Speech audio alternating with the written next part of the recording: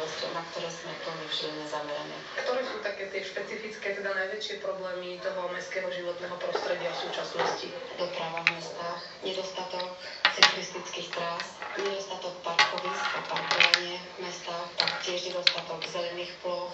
A čo teraz momentálne my riešime, sú to akože degradované ekosystémy, zanedbané plochy, opustené v mestách, jednak sú to opustené priemyselné areály, poľnohospodárske areály, kultúrne areály, parky, takisto sú to zanedbané obydlia. Mapujeme momentálne dva mestá, Banská Bystrica a Trenčín, a po ich mapovaní sa budeme snažiť navrhnúť i na revitalizáciu. Okrem toho momentálne pracujú v Žiline aj na vytvorení informačného systému, ktorý by mapoval množstvo zelene v mestách a obciach.